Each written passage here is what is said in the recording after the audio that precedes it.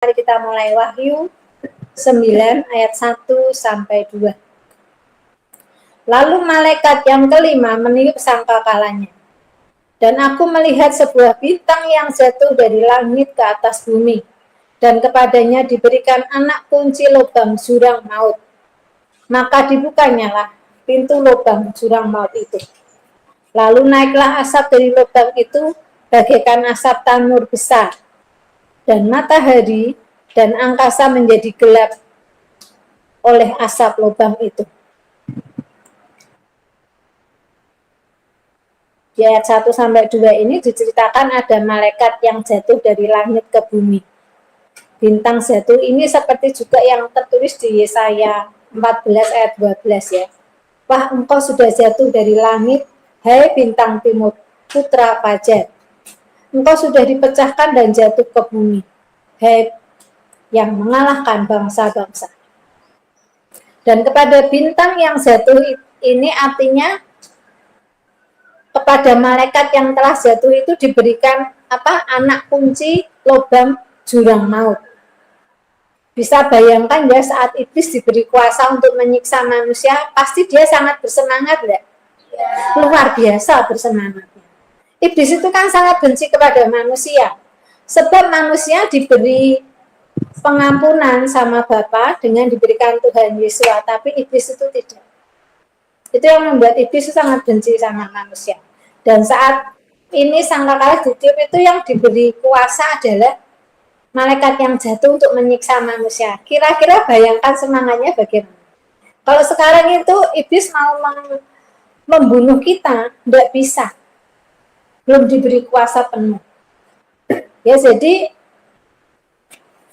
jangan main-main dengan setan karena setan itu punya kuasa. Tapi jangan takut juga sama setan sebab dia hanya kuasa tapi tidak maha kuasa. Ngerti ya bedanya? Bapa itu maha kuasa. Kalau setan punya kuasa ya, setan bisa menyembuhkan, setan bisa buat mujizat, bisa. Jadi jangan salah. Di luar sana ada yang bilang ini tuh roh apa Pak Dwi? Ilmu putih ya. Ilmu putih lah, apalah namanya. Jangan percaya dengan itu karena memang iblis itu bapa segala pendusta. Jadi nanti yang jahat itu dipoles menjadi sesuatu yang baik. Aslinya tetap dari roh yang sama, tapi penyampaiannya lebih halus. Misalnya sama-sama Coca-Cola, yang satu masuk warteg, yang satu masuk hotel, kayak gitu. Sehingga yang satu terlihat lebih bagus, lebih nikmat, kelihatannya baik, tapi barangnya sama tetap aja Coca-Cola. Jadi jangan tertipu dengan iblis dengan bilang ini ilmu putih. Tidak ada. Roh hanya ada dua. Roh Kudus dan roh yang lain. Bapa juga hanya ada dua loh. Bapa Yahweh dan Bapa segala pendusta. Jadi sebetulnya pedoman kita itu gampang, hitam atau putih. Bosnya ya ada, Bapa Yahweh, Bapa segala pendusta. Rohnya ya ada, Roh Kudus, namanya Roh Kodes, atau roh yang lain, atau roh kegelapan. Jadi tidak ada ilmu hitam, ilmu putih, ilmu hijau. Yang ada roh gelap dan Roh Kudus. Tolong ini dimengerti. Maka dia, setannya tadi, iblis, malaikat yang jatuh, maka dia membuka pintu lubang jurang maut, lalu naiklah asap tanur yang besar. Asap tanur dengan asap yang tinggi itu, asap tanur ini. Ini bukan seperti asap biasa, tapi asap tanur yang sangat besar sampai matahari dan angkasa menjadi gelap oleh asap itu. Bayangkan kalau kita melihat kebakaran pabrik aja, asapnya hitamnya kayak gitu ya. Bagaimana kalau asap itu hitamnya sampai membuat matahari dan langit menjadi gelap? Itu asap tanur yang keluar dari lubang jurang maut. Bosnya jurang maut tadi keluar, membawa asap tanur itu. Matahari jadi gelap, angkasa jadi gelap. Bayangkan dulu, kan memang suka kegelapan, roh kegelapan. Lalu di Wahyu 9 ayat 3. Dan dari asap itu berkeluaranlah belalang-belalang ke atas bumi. Dan kepada mereka diberikan kuasa sama seperti kuasa kalajengking di bumi. Ya, bayangkan, tadi ada lubang tanur, lubang jurang maut, ada asap tanur yang sangat besar, sampai menghitamkan matahari dan langit. Berarti sangat besar ya. Lalu dari asap yang hitam gelap tadi keluar belalang-belalang yang sangat banyak. Pernah Mbak lihat dulu di negara Arab ada belalang-belalang, di TikTok ada ya, seperti wabah, dia banyak sekali masuk ke rumah-rumah di mana-mana. Dan ini besok lebih besar ukurannya karena mendungnya. Bisa dibayangkan? Ini kalau belalang saja sudah ngeri, apalagi ini yang keluar belalang-belalang dan diberikan kuasa sama seperti kuasa kalajengking. Kita kan jarang melihat kalajengking ya. Kalajengking itu biasanya bersembunyi di bawah batu. Kalau kita ngutek-ngutek batu dia keluar, nanti ngentuk kita sakitin tak ampun. Nah ini yang banyak belalang yang kita bisa lihat, ratusan juta belalang, dan semuanya kerjanya seperti kalajengking. Kebayang enggak ngerinya? Sangat mengerikan.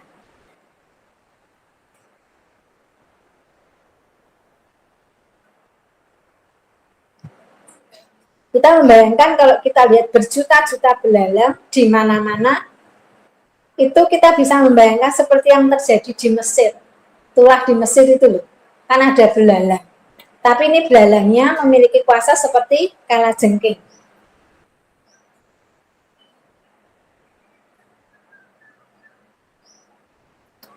Kita lanjutkan Wahyu 9 ayat 4 sampai 6. Dan kepada mereka dipesankan, kepada belalangnya ini ya, supaya mereka jangan merusakkan rumput-rumput di bumi atau tumbuh-tumbuhan ataupun pohon-pohon, melainkan hanya manusia yang tidak memakai meterai Elohim di dahinya.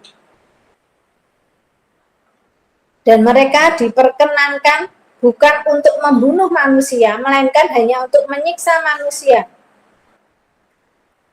Melainkan hanya untuk menyiksa mereka 5 bulan lamanya. Dan siksaan itu seperti siksaan kalajengking apabila ia menyangkut manusia. Dan pada masa itu, orang-orang akan mencari maut, tetapi mereka tidak akan menemukannya.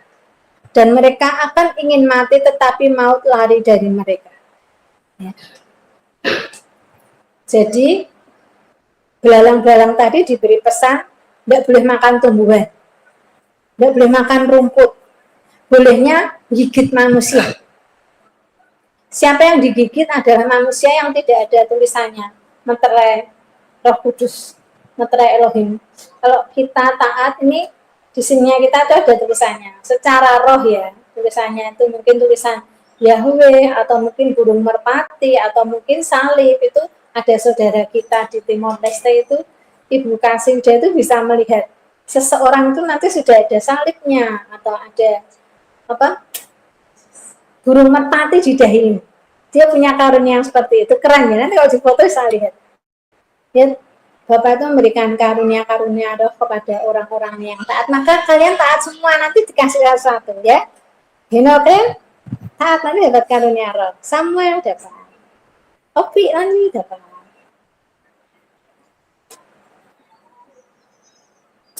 Yang digigit adalah orang yang tidak dimeteraikan. Dahinya tidak ada tulisan meterai dari Elohim. Dan karena sakitnya siksaan dari gigitan belalang berbisa kalajengking itu, manusia sangat tidak tahan.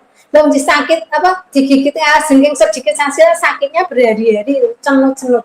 Bagaimana kalau belalangnya itu banyak, satu orang digigit 5, enggak setengah mati ya, sampai orang tidak tahan sakitnya dan pengen minta mati.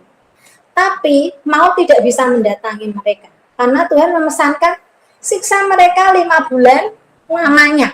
Jadi bayangkan gigit kalajengking, mungkin kalajengkingnya besar-besar. Kalau kita bayangkan semut di kota sama di hutan aja semutnya beda ya. Jadi kita bayangkan belalang yang berbisa kalajengking itu dari jurang maut loh. Mesin sambangan itu gede-gede, medeni, dan bisanya luar biasa. Nah, kalau digigit 1 sudah setengah mati, kalau digigit 10 bagaimana? Dan tidak bisa mati, 5 bulan harus menderita, itulah hukuman. Sangat mengerikan. Wahyu 9 ayat 7-10. Dan rupa belalang-belalang itu sama seperti kuda yang disiapkan untuk peperangan. Dan di atas kepala mereka ada sesuatu yang menyerupai mahkota emas, dan muka mereka seperti muka manusia. Dan rambut mereka sama seperti rambut perempuan. Dan gigi mereka sama seperti gigi singa. Ngeri ya? Dan dada mereka sama seperti baju zirah. Dan bunyi sayap mereka bagaikan bunyi kereta-kereta yang ditarik banyak kuda yang sedang lari ke medan peperangan. Dan ekor mereka sama seperti kalajengking yang ada sengatnya, dan di dalam ekor mereka itu terdapat kuasa mereka untuk menyakiti manusia 5 bulan lamanya. Membaca ciri-cirinya saja sudah mengerikan. Belum dasarnya bisa mereka, belum banyaknya jumlah mereka, ya, sudah medeni, ya, mengerikan, dahsyat, bisanya, jumlahnya juga banyak sekali, membayangkan saja sudah mengerikan. Belalang yang muncul dari asap itu, asap hitam tadi, itu kan tadi ada asap tanur yang besar, dan dari asap itu keluar belalang-belalang itu ya. Bisa jadi besok mungkin sengaja diciptakan sebagai senjata perang. Kita tidak pernah tahu. Senjata perang untuk membunuh manusia. Sekarang kan senjata perang macam-macam ya. Senjata biologis dan lain-lain. Bisa jadi ini senjata perang yang sengaja diciptakan oleh antikris. Tidak pernah tahu, kita tidak usah tahu, kita jangan sampai ada di sana. Intinya seperti itu. Sebab pemimpin mereka adalah malaikat jurang maut yang namanya Abaddon atau Apollyon yang berarti kehancuran. Tadi kalau bilang ada suaranya seperti apa tadi? Suaranya seperti kereta-kereta ditarik banyak kuda. Yohanes itu orang di abad pertama dari Timur Tengah, kan belum tahu juga ada kereta perang yang seperti sekarang ya. Saat Yohanes diberi wahyu di abad 1 ini, membayangkannya kendaraan mungkin baru kereta kuda untuk perang, ya toh. Bisa jadi ada pesawat kecil-kecil, belakangnya mengeluarkan racun, dan racunnya itu mematikan selama 5 bulan, menyiksa selama 5 bulan, bisa enggak? Kan Yohanes sudah membayangkan tahunya itu seperti belalang, mungkin seperti capung yang terbang. Bisa jadi, kita tidak pernah tahu. Tidak usah tahu ya. Yang penting kita jangan berada di sana, karena sangat menyakitkan, maka setiap orang sampai ingin mati pada waktu itu. Mungkin bisa jadi adalah bentuk senjata perang yang dilihat Yohanes bentuknya seperti belalang.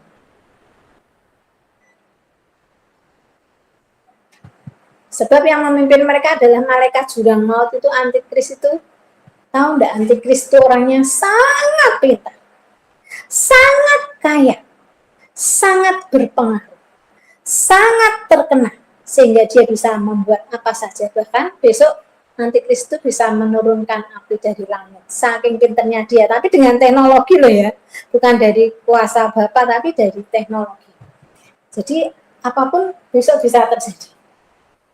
Saya lanjutkan Wahyu 9 ayat 11-12.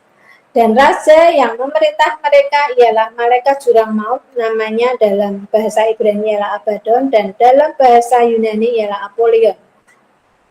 Celaka yang pertama sudah lewat, sekarang akan menyusul 2 celaka lagi.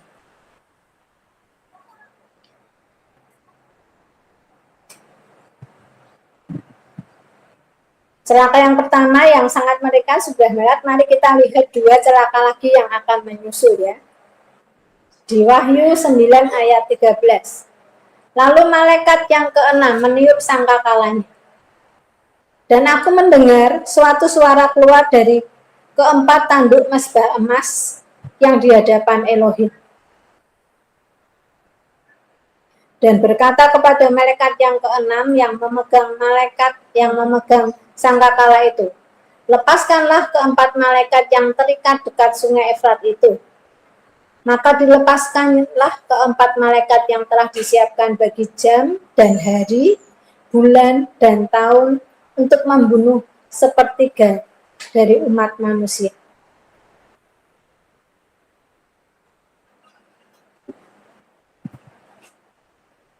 Saat sangkakala 6 ditiup, muncul lagi celaka yang kedua ya. Celakanya adalah apa? Malaikat yang di sungai Efrat itu dilepaskan. 4 malaikat yang terikat di dekat sungai Efrat. Ini sengaja disimpan Tuhan, masih diikat sekarang. Nanti di jam dan hari dan bulan tahun yang disiapkan, mereka dilepaskan untuk membunuh sepertiga dari umat manusia. Kalau jumlah manusia 8 miliar, sepertiganya berapa? Halo? 8 miliar sepertiganya berapa?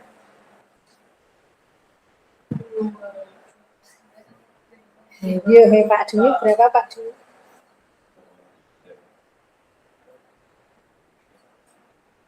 Banyak ya? 2 miliar lebih. Sepertiga itu hampir separuh.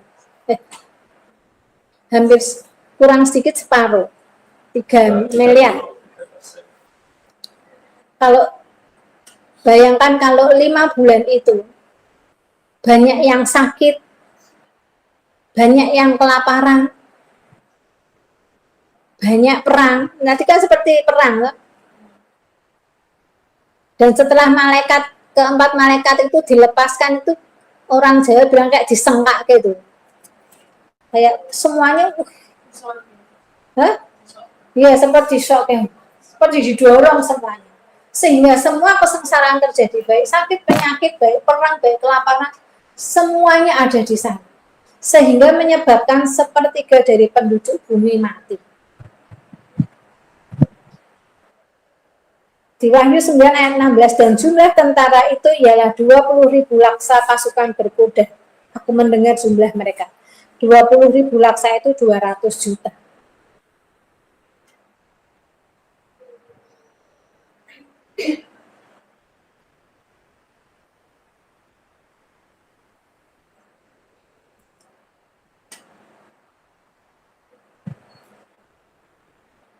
Kita bisa membayangkan saat sepertiga manusia di bumi mati, bangkainya bagaimana? Kalaupun dikubur, baunya masih kemana-mana enggak? Mungkin yang di sini dikubur 1 juta orang, baunya sampai di Jakarta bisa dibawa angin. Dan itu pasti tidak baik untuk kesehatan. Maka bau tidak sedap, pasti tidak kebayanglah betapa mengerikannya saat itu. Namanya juga kan ini memang hari Tuhan untuk menyiksa manusia ya. Karena kejahatannya yang sudah melambung tinggi sampai ke hadapan Bapa.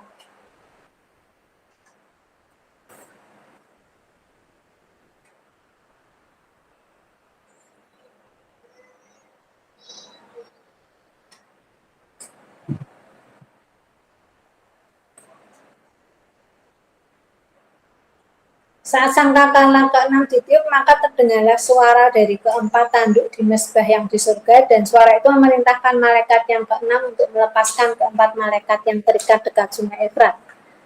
Keempat malaikat yang terikat ini sudah disiapkan di hari itu, di hari hanya Bapa ya, hari Tuhan, untuk membunuh sepertiga dari umat manusia. Maka demikianlah aku melihat dalam penglihatan ini, kuda-kuda dan orang-orang yang menungganginya, mereka memakai baju zirah, merah api dan biru, dan kuning belerang warnanya. Kepala kuda-kuda itu sama seperti kepala singa, dan mulutnya keluar api, dan asap dan belerang. Ini yang tadi pasukan jumlahnya 200 juta tadi. Ini pasukan perangnya ada perang besar di saat ini. Ini sekarang ada perang-perang kecil, nanti pada saat perang menuju perang Armageddon itu nanti negara-negara pada berperang, nanti di wahyu selanjutnya akan dibahas. Pokoknya isinya perang, kelaparan, sakit penyakit, wabah, di mana-mana seperti itu.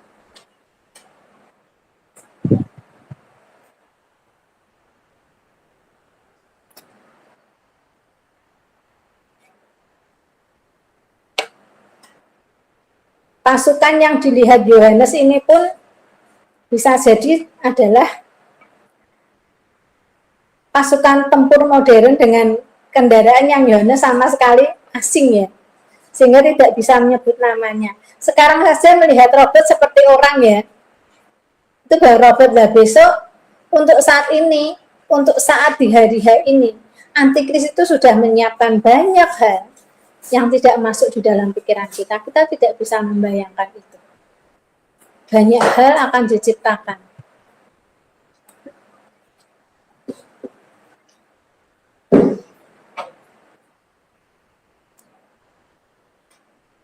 Wahyu 9 ayat 18 sampai 19, oleh ketiga malapetaka ini dibunuh sepertiga dari umat manusia, yaitu oleh api dan asap dan belerang yang keluar dari mulutnya.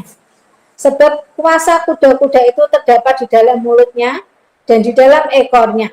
Sebab ekornya sama seperti ular, seperti berkepala, dan dengan kepala mereka itu mereka mendatangkan kerusakan. Saya hanya membayangkan kendaraan perang ini sangat canggih. Disebut ekornya sama seperti ular, mungkin bisa jadi belakangnya mengeluarkan gas yang sangat beracun. Dan dari depan mungkin kepalanya seperti singa buat nabrak-nabrak ya. Kita tidak pernah tahu. Yohanes saja bingung. Karena Yohanes tidak bisa membayangkan, sekarang ada tank juga, Yohanes tidak bisa membayangkan itu. Dia hanya membayangkan kereta kuda. Tapi kuda itu di zaman dulu adalah sebuah kendaraan.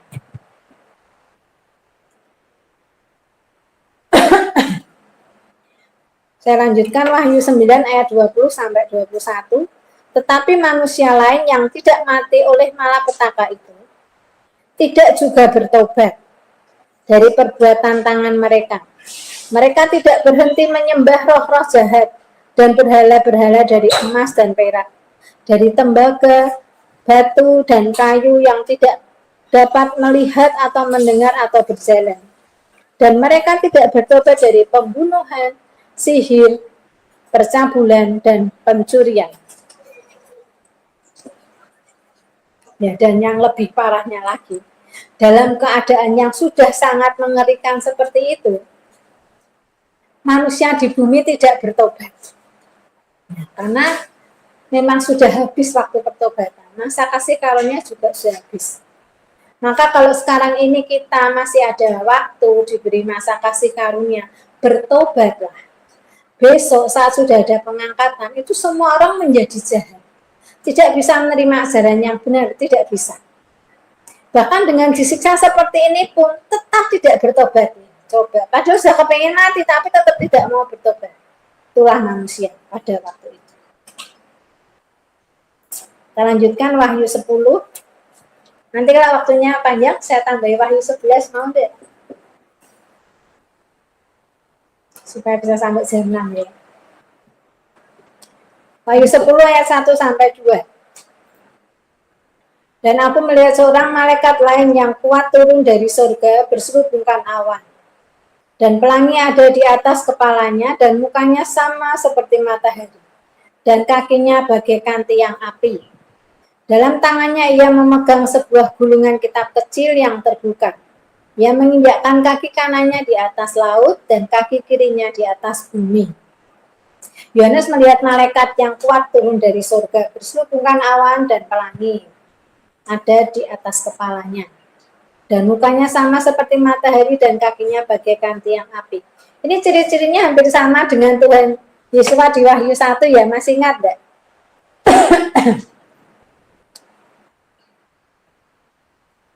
Ini adalah malaikat yang kuat, bukan Tuhan Yesus ya. Karena dirinci sedemikian hebat itu berarti dia malaikat yang sangat kuat. Di tangannya ia memegang sebuah kitab kecil. Ia menginjakkan kaki kanannya di atas laut dan kaki kirinya di atas bumi. Maksudnya pesan-pesan yang dibawa untuk setiap makhluk yang di laut dan yang di atas bumi. Wahyu 10 ayat 3 sampai 4. Dan ia berseru dengan suara nyaring sama seperti singa yang mengaum. Dan sesudah ia berseru, ketujuh guru itu memperdengarkan suaranya. Dan sesudah ketujuh guru itu selesai berbicara, aku mau menuliskannya. Tetapi aku mendengar suatu suara dari surga berkata, meteraikanlah apa yang dikatakan oleh ketujuh guru itu dan janganlah engkau menuliskannya. Ya. Malaikat itu kita pahami pelan-pelan yang ini ya.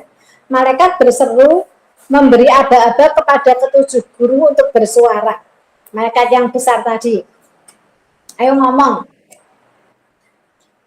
Dan sesudah ketujuh guru tadi berseru dan saling memperdengarkan suaranya, dan Yohanes tahu kata-kata dalam bunyi guru itu. Ngerti artinya waktu guru itu bersuara, ketujuh guru bersuara itu, Yohanes ngerti yang diucapkan guru itu. Dan Yohanes ingin menuliskannya. Tapi ada suatu suara dari surga yang melarang dia untuk menulis, tapi dimeteraikan saja, artinya dirahasiakan.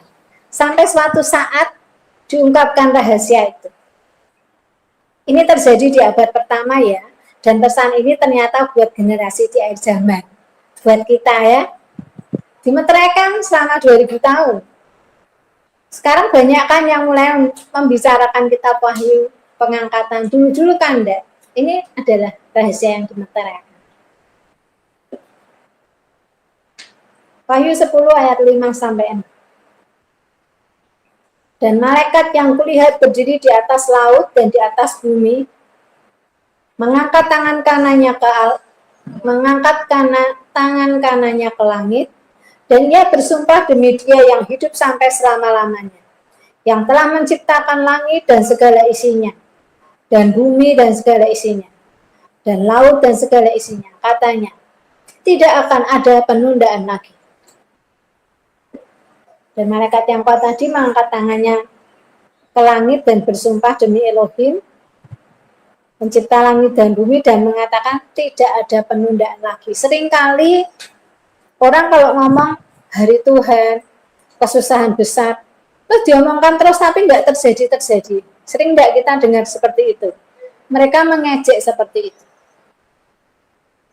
Tapi di ayat ini, di Wahyu 10 ini, malaikat itu bersumpah tidak akan ada penundaan lagi. Dan kita mendengarnya loh ya. Sore ini kita mendengarnya. Tidak akan ada penundaan lagi.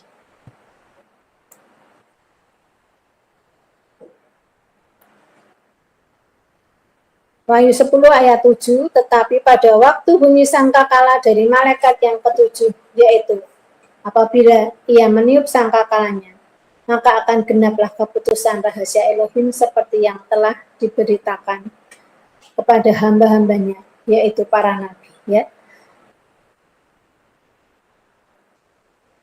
Ayat 10, ayat 7 ini mau mengatakan yang tidak ditunda lagi itu tadi apa? Ini. Tertulis di ayat berikutnya, yaitu ayat 7. Tetapi pada waktu bunyi sangkakala dari malaikat yang ketujuh, yaitu apabila ia meniup sangkakalanya, maka akan genaplah keputusan rahasia Elohim seperti yang telah ia beritakan kepada hamba-hambanya, yaitu para nabi. Yang tidak akan ditunda adalah apa yang terjadi saat sangkakala ketujuh ditiup, yaitu apa? 7 cawan murka Allah. Itu yang tidak akan ditunda lagi. Masih ingat ya, dalam meterai ketujuh ada 7 sangkakala. Dan di dalam sangkakala ketujuh ada 7 cawan murka Allah. Dan yang tidak akan ada penundaan lagi adalah 7 cawan murka. Cawan murka ini akan digenapi Elohim seperti yang telah Elohim beritakan kepada para nabi. Cawan murka ini akan digenapi semuanya sampai nanti di Wahyu pasal 18. Lalu Wahyu 19 Tuhan Yesus jadi raja di bumi. Jadi ini nanti 7 cawan murka Elohim itu mengerikan. Kalau tidak sabar, baca Wahyu sendiri ya. Semangat tuh, semangat, semangat. Masih ada semangat deh ini. Apa ngantuk? Ngantuk. Ada semangat enggak? Semangat. Wahyu 10 ayat 8 sampai 10. Dan suara yang telah kudengar dari langit itu berkata pula kepadaku, katanya, pergilah, ambillah gulungan kitab yang terbuka di tangan malaikat yang berdiri di atas laut dan di atas bumi itu. Lalu aku pergi kepada malaikat itu dan meminta kepadanya supaya ia memberikan gulungan kitab itu kepadaku. Katanya kepadaku, ambillah dan makanlah. Ia akan membuat perutmu terasa pahit, tetapi di dalam mulutmu ia akan terasa manis seperti madu. Lalu aku mengambil kitab itu dari tangan malaikat itu dan memakannya. Di dalam mulutku ia terasa manis seperti madu, tetapi sesudah aku memakannya perutku menjadi pahit rasanya. Ini dalam penglihatan itu Yohanes ikut andil, ikut bergerak, ikut action. Kayak kebayang ya kalau Kristen dapat penglihatan ya, terus Kristen ikut andil, bayangkan seperti itu. Yohanes lalu mengambil kitab itu dan memakannya. Di mulutnya terasa manis seperti madu, tapi saat sampai di perutnya tidak enak, terasa pahit. Artinya apa? Artinya memberitakan firman itu akan terasa manis atau mendatangkan manis saat firman itu dilakukan. Tapi akan terasa pahit saat ditolak karena mendatangkan hukuman. Tapi Yohanes tetap akan memberitakan pewahyuan ini. Hal ini diperkuat dengan pesan di ayat selanjutnya bahwa Yohanes harus mengabarkan firman lagi kepada bangsa-bangsa di bumi. Maka ia menulis kitab Wahyu di usianya yang sudah senja di Pulau Patmos itu ya. Mungkin usianya Yohanes sudah 80 tahun ke atas waktu itu. Tapi tetap disuruh memberitakan perwahyuan ini. Ini tertulis di Wahyu 10 ayat 11. Maka ia berkata kepadaku, engkau harus bernubuat lagi kepada banyak bangsa dan kaum dan bahasa dan raja. Artinya harus memberitakan kepada setiap bangsa dan pemimpinnya juga. Dan wahyu itu sudah ditulis dan kita bisa mendengarnya hari ini.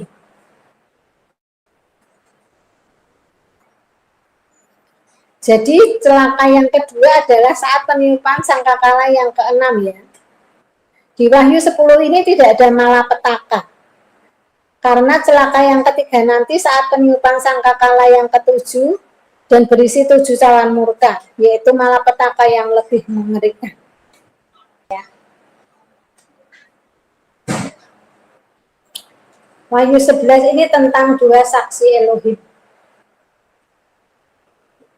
Waktu Wahyu 11 ini membahas tentang kebangunan rohani bangsa Israel atau pertobatan dari bangsa Israel. Ini terjadi di 3,5 tahun kedua di masa kesusahan besar. Ingat enggak? Masa kesusahan besar ada berapa tahun? 7, 3,5 tahun pertama dan 3,5 tahun kedua.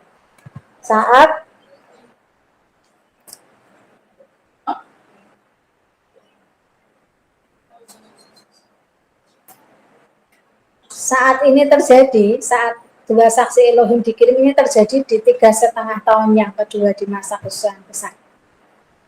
Wahyu 11 ayat 1, kemudian diberikanlah kepadaku sebatang bulu seperti tongkat pengukur rupanya dengan kata-kata yang berikut, bangunlah dan ukurlah bait suci Elohim dan mezbah dan mereka yang beribadah di dalamnya.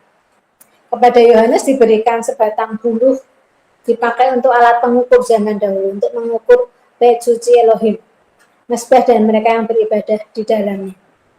Berarti jelas bahwa bait suci ketiga akan dibangun kembali di Yerusalem ya, dengan wahyu ini. Bait suci ketiga akan dibangun. Ini juga sama dengan nubuatan akhir zaman dari Nabi Zakaria yang mengatakan bahwa kaki Tuhan akan berjejak di Bukit Zaitun. Mungkin multimedia tidak menyiapkan, tidak apa-apa. Zakaria 14 ayat 4. Pada waktu itu kakinya akan berjejak di Bukit Zaitun yang terletak di depan Yerusalem di sebelah timur. Bukit Zaitun itu akan terbelah dua dari timur ke barat sehingga terjadi suatu lembah yang sangat besar. Setengah dari bukit itu akan bergeser ke utara dan setengah lagi ke selatan. Saudaraku yang terkasih, kalau kita pengen ngerti jamnya kerajaan surga dan agendanya Bapa, kita lihat saja apa yang terjadi dengan bangsa Israel. Pusatnya di sana.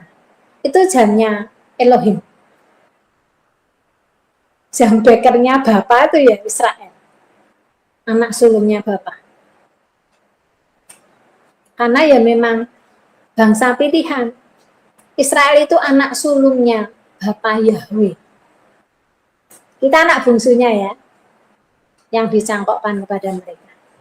Kita bisa lihat sejak Israel merdeka tahun 48, nubuatan-nubuatan di Alkitab itu seperti dikebut. Terjadi ini, terjadi ini, terjadi ini. Bahkan kemerdekaan Israel pun dinubuatkan di Alkitab. Ini tertulis di Yesaya 11 ayat 12. Ia akan menaikkan suatu panji-panji bagi bangsa-bangsa. Akan mengumpulkan orang-orang Israel yang terbuang dan akan menghimpun orang-orang Yehuda yang terserak dari keempat penjuru bumi. Ini tahun 1948, Israel merdeka. Habis itu terus banyak nubuatan terjadi macam-macam. Untuk pembangunan bait suci yang ketiga ini, banyak orang yang tidak tahu tentang hal ini. Mereka pikir tidak akan terjadi itu. Terpikir pun tidak, masa sih, karena di sana kan memang tanahnya tanah sengketa, perang setiap hari. Itu akan perang terus sampai nanti akhir zaman, tidak akan selesai. Nanti kalau sudah ada perjanjian damai, baru berhenti perangnya. Tapi yang namanya nubuatan di Alkitab ya pasti digenapi semuanya, tidak ada yang meleset sedikit pun. Sekarang itu bangsa Israel sedang dengan sangat serius mempersiapkan hal-hal untuk pembangunan bait suci yang ketiga. Mulai dari perkakas bait suci, melatih para imam-imam yang bertugas dari suku Lewi, ya mereka mengumpulkan itu. Dan semua yang dibutuhkan untuk berdirinya bait suci yang ketiga. Pemerintah Israel memfasilitasi di bawah pengawasan para rabi yang memang ditunjuk. Bahkan ada seorang peternak dari negara mana saya lupa, yang mengirimkan lembu merah yang notabene hampir 2000 tahun sudah punah.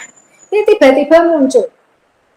Mereka mengirimkan 5 lembu merah ke Israel dan dicek oleh para rabi itu persis seperti yang dibutuhkan oleh rabi untuk bikin abu lembu merah para adumah.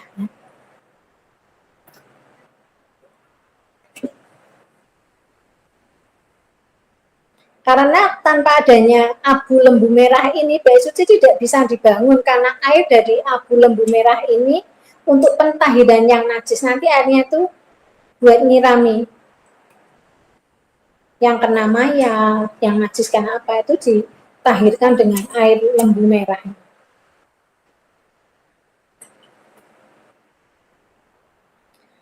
Terus tabut perjanjian yang asli juga sudah ditemukan. Di YouTube ada ya, dirahasiakan oleh pemerintah Israel. Terus kapan hari itu saya ketemu di YouTube, ditemukan makam Daud yang asli. Dan itu juga dirahasiakan. Di sana ada mazmur yang tertulis, di situ dikatakan begini, saat tulang-tulangku tidur, maka keturunanku akan menjadi raja yang kekal. Itu kan menuju kepada Tuhan Yesus ya. Dan itu tidak disampaikan, kan para rabi tidak suka. Jadi banyak hal-hal yang sebetulnya sudah terjadi di akhir zaman ini, sudah ditemukan, tapi banyak dirahasiakan untuk kepentingan politik dan kepentingan banyak hal. Sering-seringlah cari YouTube, itu hal yang penting-penting, jangan hanya scroll HP yang tidak karuan saja, ya. Ya joget-joget melulu atau apa. Cari yang penting-penting juga. Nah, game terus yang begitu ya. Banyak informasi yang positif didapatkan dari HP juga.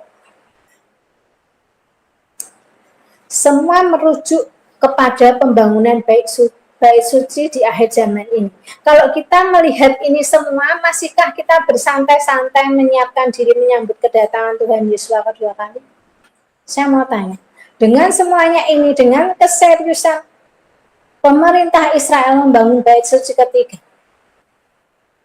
dengan mau dibikinnya kembali perjanjian dan Israel Palestina, apakah setiap kita masih santai-santai menghadapi masa kesusahan besar? Sangat mengerikan loh, jangan sampai tertinggal. Betul, jangan sampai tertinggal. Ini yang membuat saya terus ribut ke anak-anak saya, kepada kalian anak-anak rohani saya, dan kepada orang-orang yang saya merasa dekat. Sering, ini begini loh, ini begini.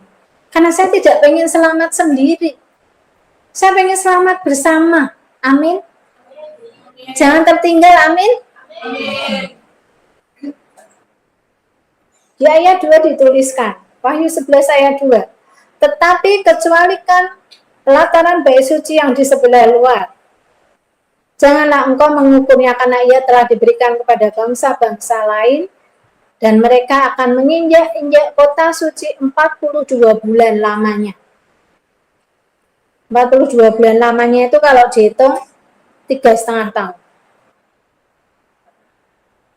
Tetapi kecualikanlah pelataran bait suci sebelah luar karena sudah diberikan kepada bangsa-bangsa lain dan mereka akan menginjak-injak kota suci 42 bulan lamanya atau 3,5 tahun. Ini adalah 3,5 tahun kedua di masa kesusahan besar. Saat antikris sudah berkuasa penuh. Ayat 3, dan aku akan memberi tugas kepada 2 saksiku supaya mereka bernubuat sambil berkabung 1260 hari lamanya. Ya, Tuhan akan mengirim 2 saksinya selama 1260 hari. Ini juga sama 3,5 tahun juga kalau dihitung ya. Ayat 4, mereka adalah kedua pohon zaitun dan kedua kaki dian yang berdiri di hadapan Tuhan semesta alam. Pohon zaitun itu seringkali untuk melambangkan bangsa Israel. Dan kaki dian adalah gereja di hadapan Elohim. Karena pada waktu itu, gereja sudah tidak ada di bumi. Orang benar sudah diangkat. Tidak ada orang benar. Jadi mereka berdua ini mewakili gereja jadi seluruh dunia. Untuk menginjili orang Israel. Karena pada saat ini, orang Israel itu sangat menolak Yesua sebagai juru selamat mereka. Jadi kalau ada hal-hal yang berbau-bau, oh ini ternyata Yesua itu adalah juru selamat, Mesias yang sudah disiapkan. Mereka langsung tutup itu, tidak mau buka, sangat anti. Siapa yang bisa menginjili dan mempertobatkan mereka? Tuhan kirim langsung. Siapa mereka berdua? Yang satu adalah Nabi Elia. Yang satu lagi tidak disebut namanya. Artinya bisa siapa saja. Nanti yang dipilih Bapak ya. Kita tidak usah tahu. Tidak penting itu. Karena sudah ada yang tugas. Di luar sana ada yang menyebut Henok. Ya, satu Elia, satu Henok, karena Elia itu belum mati. Diangkat dan disimpan di surga. Disiapkan untuk akhir zaman. Henok juga tidak mati tapi diangkat. Tapi kalau saya karena tidak disebut namanya, saya tidak mau mengklaim itu Henok. Tapi mungkin juga bisa nabi di akhir zaman ini. Tapi siapapun mereka, tidak penting bagi kita untuk harus mengetahuinya ya. Karena kita sudah ikut pengangkatan. Jadi nanti kalau ada dari kita melihat mereka berdua di internet, berarti kita ketinggalan pengangkatan.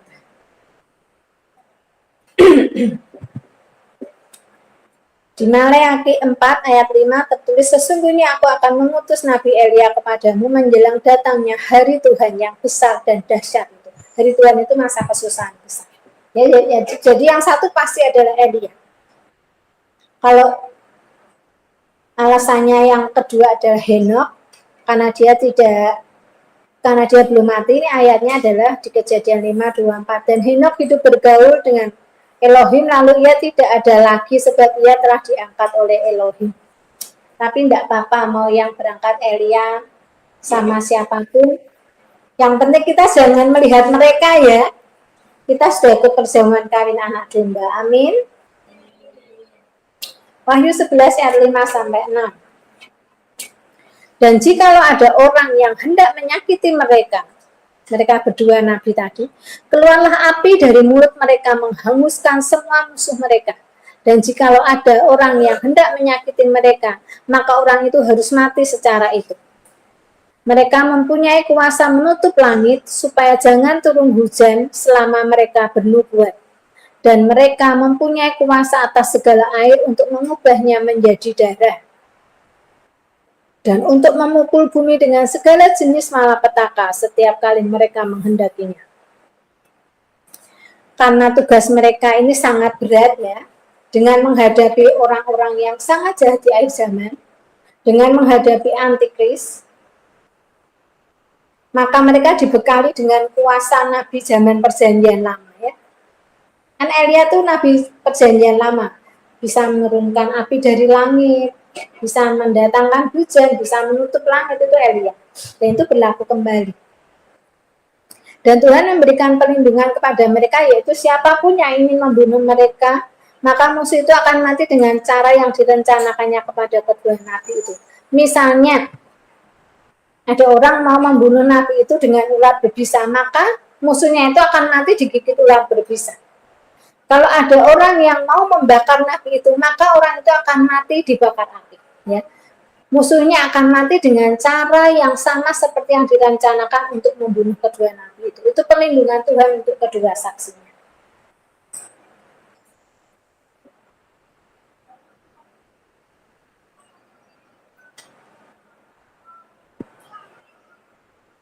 Pokoknya mereka berdua ini sakti mandraguna ya, jangan sekali sebut, karena mereka berjalan dengan kuasa Elohim. Tapi mereka disiapkan untuk menjadi martir. Mereka keren loh, mau tidak jadi nabi seperti mereka? Berani enggak? Sakti, mau ngomong keluar apinya. Itu kedua saksi Elohim itu sangat sakti. Tapi harus siap jadi martir kalau langsung mundur ya. Nggak jadi. Wahyu 11 ayat 7-8. Dan apabila mereka telah menyelesaikan kesaksian mereka, maka binatang yang muncul dari jurang maut akan memerangi mereka dan mengalahkan serta membunuh mereka. Dan mayat mereka akan terletak di atas jalan raya kota besar yang secara rohani disebut Sodom dan Mesir, di mana Tuhan mereka disalibkan.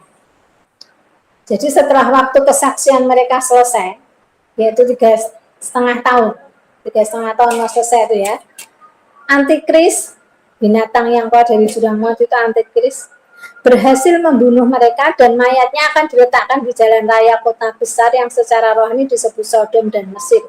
Ini bisa diartikan mewakili kejahatan dan kefasikan di bumi. Dan secara harafiah disebutkan di mana Tuhan Yesus disalib, yaitu di Yerusalem. Jadi mayatnya nanti akan diletakkan di jalan raya besar di kota Yerusalem. Lanjutkan ayat 9. Dan orang-orang dari segala bangsa dan suku dan bahasa dan kaum melihat mayat mereka 3,5 hari lamanya. Dan orang-orang itu tidak diperbolehkan mayat mereka dikuburkan. Ngeri enggak? Dikasihkan di jalan. Kita kalau membayangkan di ayat ini, bagaimana caranya setiap orang di segala bangsa, kaum, dan bahasa bisa melihat mereka di jalan raya. Ini kan ditulis di abad pertama ya. Tapi setelah sekarang terjadi, gampang nggak lihat mereka? Gampang, karena ada televisi, ada HP, lewat internet, semua kejadian di sana nanti di-shoot itu orang-orang di seluruh bumi akan ngerti. Orang-orang di seluruh bumi akan ngerti, wah itu nabi yang tadinya sangat sakti ternyata mati di bumi. Ayat 9. Dan orang-orang dari segala bangsa dan suku dan bahasa dan kaum melihat mayat mereka 3,5 hari lamanya, dan orang-orang itu tidak memperbolehkan mayat itu dikuburkan. Kenapa tidak boleh dikuburkan? Tidak.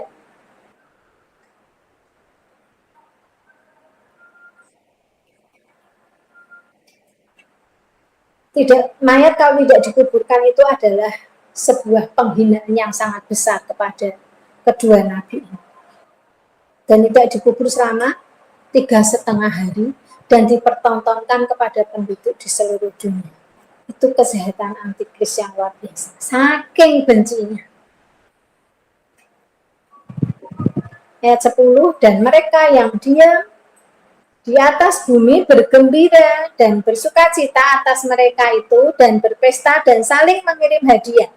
Karena kedua nabi itu telah merupakan siksaan bagi semua orang yang diam di atas bumi.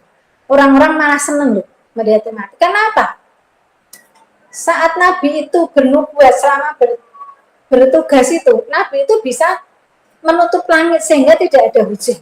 Bagaimana kalau berbulan-bulan tidak ada hujan? Terjadi kekeringan. Padahal waktu itu sudah ada wabah, ada perang, ada macam-macam, ada gempa. Terus kalau tidak hujan, panasnya kayak apa? Terus Nabi itu kan sedang memberitakan Injil. Bertobat, bertobat, bertobat. Injil itu bagi orang yang tidak mau bertobat. Injil itu seperti gangguan. Seperti kita ini. Kita ini seperti gangguan bagi orang fasik. Kalau kita ngomong A, B, C, D, bagi orang lain kita itu seperti gangguan. Ngomong apa lagi loh, ngomong kok kayak gitu, tak jelas. Kita sering dikatakan begitu.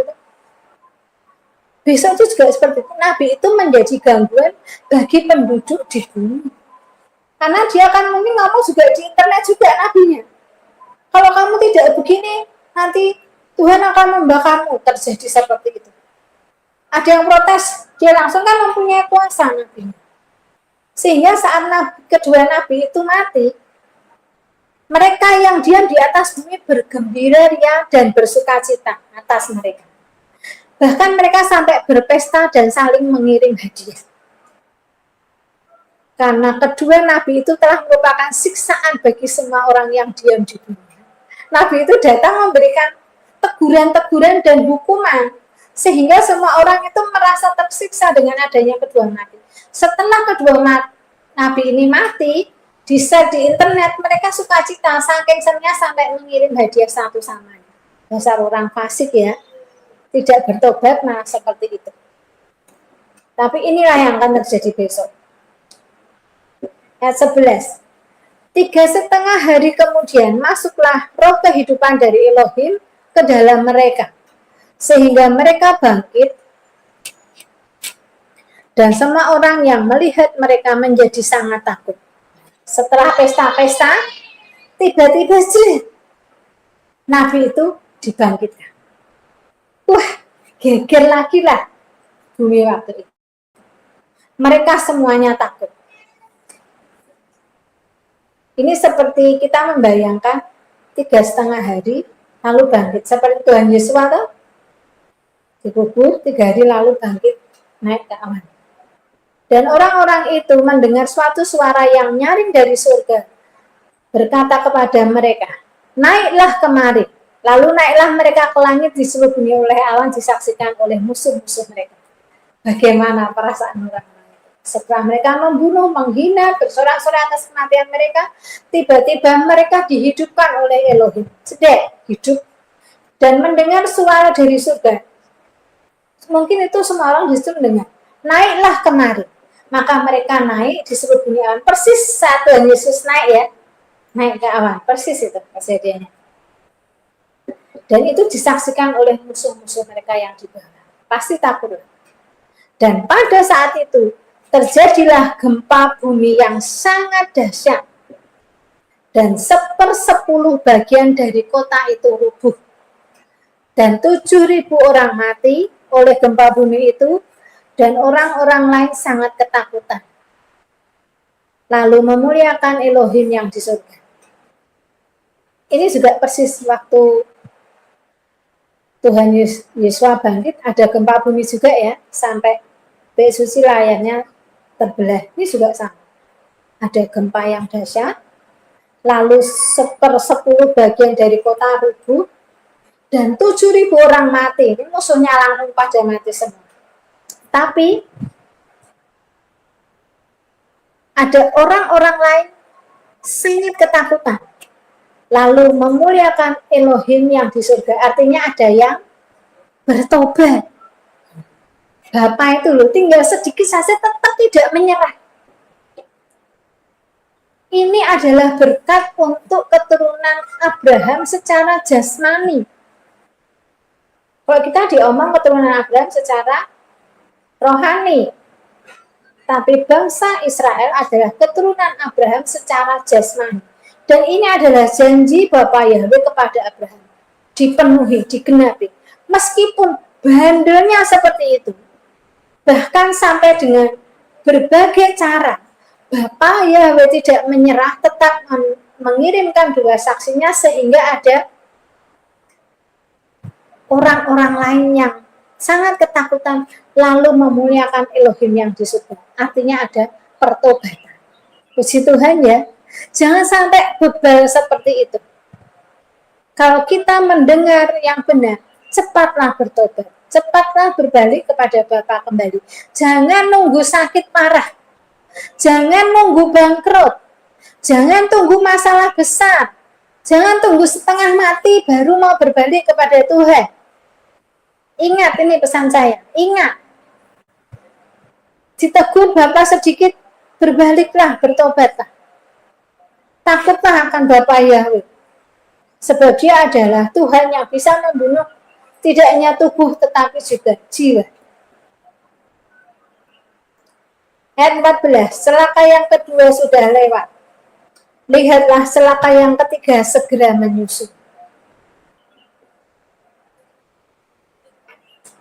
Ini di sini dikasih judul sangkakala yang ketujuh, nyanyian puji-pujian para tua-tua.